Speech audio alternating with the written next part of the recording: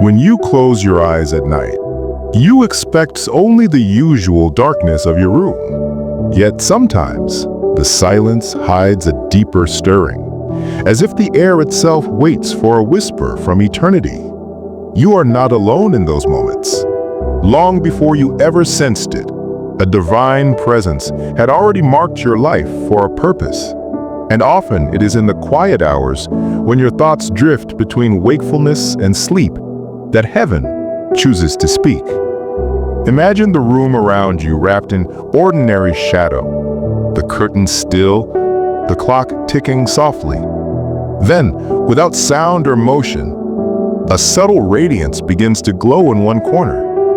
It is not the harsh light of a lamp or the pale reflection of the moon. It is living light, gentle yet commanding, warm yet piercing, as if the dawn of another world had entered your small space. Your first instinct might be to doubt your senses. You may wonder whether it is merely a play of your tired eyes. Yet the longer you watch, the stronger it grows, as though it breathes. And then, deep inside, you realize this is not a thing to be feared, but a sign to be received. For centuries, in quiet rooms and open fields, messengers of God have chosen such ways to announce that the unseen is nearer than we think. You feel the weight of that moment, not a crushing weight, but the gravity of purpose settling gently on your soul. You sense that this light has not come to harm you, but to unveil something about your path. The room itself seems to listen, as though the walls remember the prayers you whispered in loneliness. Your heartbeat steadies, no longer in panic, but in reverence, because you know this is not random. The light, soft and slow at first, now casts long and tender rays across your desk, your bed, your folded hands. It reveals nothing frightening. Instead, it uncovers the very place where you once cried out for guidance. You begin to understand. The light has come as an answer. It is as if heaven chose your room to become a meeting place, the way ancient stories tell of burning bushes or radiant clouds. And in that understanding, a quiet voice rises, not in your ears, but in the core of your being. It says that you are seen, you are known, and the seasons of confusion will not last forever. The glow carries no words at first, only a sense of holy nearness. But as you watch, shapes within it begin to shift, like waves of gold and silver mist. They seem to form a doorway, not of wood or stone, but of presence. The voice in your spirit grows clearer. Fear not, I have come to reveal what has been hidden. Your mind races with questions about the future, your work, your family, your battles within. Yet the voice does not speak in riddles. It says that what you seek will be shown, step by step, and that the light itself is the first sign, proof that you are not wandering alone. In that moment, you feel the weight of many nights of doubt lifting like clouds after rain. It is as though the light has peeled back a curtain and you can breathe a purer air. You sense that the fortune it reveals is not merely about wealth or worldly gain, but a deeper alignment with the plan written for you before you were even born. The realization humbles you, yet also fills you with the courageous calm. The light seems to pulse in rhythm with your own heartbeat, reminding you that what is divine does not remain distant. You do not need to chase it across deserts or seas. It has entered your very room, because the one who sends it delights in meeting you where you are. As the glow steadies, you notice that it is not meant to dazzle you, but to draw you closer in stillness. You find yourself leaning forward, almost without thinking, as if your very soul is listening. The room feels hushed, as though the ordinary sounds of the night have stepped aside to make room for this encounter. Then, The voice, which before was only a stirring in your heart, begins to speak with the clarity of a thought not your own, a thought that carries both tenderness and authority.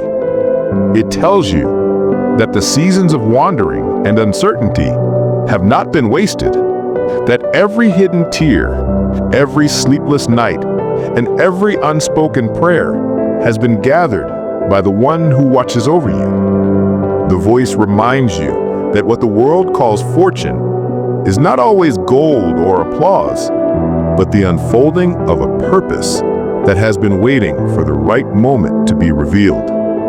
The light says that your life is not an accident scattered by chance, but a story written with intention, and that even the chapters you once wished to tear out were preparing you for what comes next.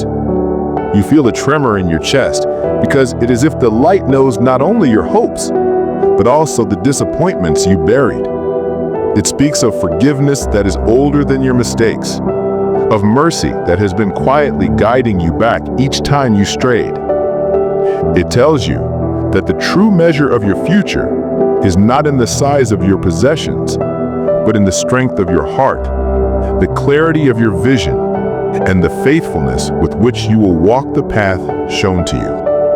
The glow in the corner shifts again, and for a heartbeat, you glimpse what looks like the outline of a figure standing within it, not defined by flesh and bone, but by presence, as if the light itself had taken form. The figure does not move forward or backward. It simply stands as a witness, and its nearness floods you with both awe and peace. The voice continues, saying that the days ahead will call for courage, that opportunities will come dressed as small and humble choices, and that the fortune being revealed tonight is the wisdom to recognize them. It warns you gently that the light of guidance is given not for curiosity, but for obedience. If you will trust it and take the steps you are shown, you will find doors opening where there once were only walls. The message is not a list of predictions, but a call to readiness, a reminder that heaven's gifts do not always appear as sudden windfalls, but often as seeds placed in waiting hands. As you listen, you feel the weight of self-doubt loosening its grip, and in its place, a quiet resolve begins to take root. You realize that the mysterious light has not come to flatter you or to promise an easy route. It has come to awaken you to the dignity of your calling. You sense that from this night on, you will no longer look at delays as empty waiting, but as seasons of shaping. The figure in the light slowly raises what seems to be a hand, and though no words are spoken in that gesture, you understand it as a blessing, a pledge that you will not walk this journey alone. The glow brightens for a moment and then softens again, as if to say that the revelation is not finished, but that you have received enough for this hour. You are left with the deep certainty that the fortune you sought is already unfolding, not as a treasure to be stored away, but as a path to be walked with steady steps. And in that certainty, fear loses its hold, because you know that even in the ordinary mornings to come, the same guiding presence will be near, unseen, yet faithful. The room is still quiet, but you can sense that the message is not yet complete. The light seems to breathe with the rhythm of your own heart, and the voice within speaks again, this time more gently, like a teacher who knows that deep truths are best received in stillness. It tells you that the journey ahead will not be shaped by outward signs alone, but by the condition of your heart. You are urged to guard it against bitterness, for resentment can blind the eyes that were meant to see the path. The voice speaks of the power of forgiveness, that releasing those who have wronged you is not to excuse their actions, but to free your own spirit from the weight of old wounds. It says that many doors that seemed locked have not been barred by heaven, but have remained closed because the heart that was meant to walk through them still carried chains of unforgiveness. As these words settle in you, memories surface, faces and moments you had pushed aside but never truly released, and you feel a quiet invitation to let go, not in weakness but in trust that the one who sees you also sees them. The light shifts as if approving this inward surrender, and the voice speaks of humility, explaining that the greatest fortune a person can hold is not the applause of others, but a heart that stays teachable and kind, even when it rises to new places. It says that wisdom will be given in moments when you least expect it, and that you must learn to pause and listen before you decide, because many answers will come as a whisper rather than a shout. The glow brightens as the message turns to relationships, warning you that the people you walk with will shape the path you take. You are reminded to seek companions whose words bring peace rather than constant strife, whose lives draw you closer to the light rather than away from it. The voice promises that new friendships will come in due time, chosen not by chance but by purpose, and that they will be like pillars for the road ahead. It also speaks of patience, urging you not to hurry what heaven has not rushed, assuring you that the timing of the unseen hand is never late, even when your waiting feels long. Then the message turns to hope, telling you that the plans for your life have not been reduced by your past failures, that what was lost in confusion can still be restored in ways you cannot yet imagine. You feel your breath deepen, as if you are drawing in this hope with every word. The voice assures you that the guidance you have sought for your work, your decisions, even the quiet desires of your heart will come step by step, not as a map for years, but as a lamp for each next step. And it tells you not to despise small beginnings, for the path of blessing often starts in the soil of ordinary days.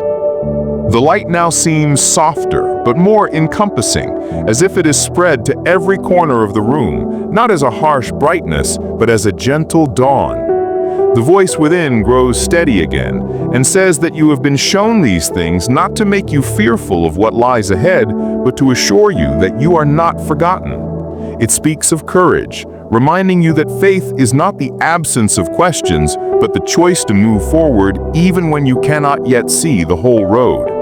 It says that storms will still come, but that the one who walks with you has already marked their limits, and that the waves which once threatened to drown you will become the very waters that lift you to new ground. The message turns to the future, revealing that some of the opportunities you have long prayed for are nearer than you think, but will require the strength of character that is now being formed in you. It warns you not to measure your worth by the opinions of those who do not know your journey, for their words are like passing winds, but to anchor your identity in the truth that you are known and valued by the one who called you. You feel a new steadiness rising inside you, as if a foundation has been laid beneath your feet. The voice assures you that your prayers have not been lost in the silence, but have been gathered like seeds, and that in their appointed season they will bear fruit. It tells you that even the ordinary work of your hands can become a place where grace flows, that the light you saw tonight is not meant to stay only in this room, but to guide you as you step into each day. The figure within the light seems to lower its hand now, as if releasing you to walk forward. The glow begins to fade, not into darkness, but into a quiet warmth that lingers in the air like the memory of dawn. You realize that what you have received is more than a sign. It is a calling to live awake, to keep your eyes open for the gentle ways in which heaven guides the willing heart. The voice speaks one last time, saying, "Be steadfast, walk humbly, hold fast to hope. The light that found you tonight will not forsake you in the days to come." As the room returns to its familiar shadows, you feel a peace that is deeper than simple comfort, a peace that carries the weight of promise. You understand now that the mysterious light was not a passing vision, but the unveiling of a truth long waiting to be heard, that your fortune is not merely what you will receive, but what you will become as you walk with the guidance you have been given. And so you rest, not in the certainty of knowing every detail of tomorrow, but in the greater certainty that tomorrow is already held in hands far wiser and kinder than your own.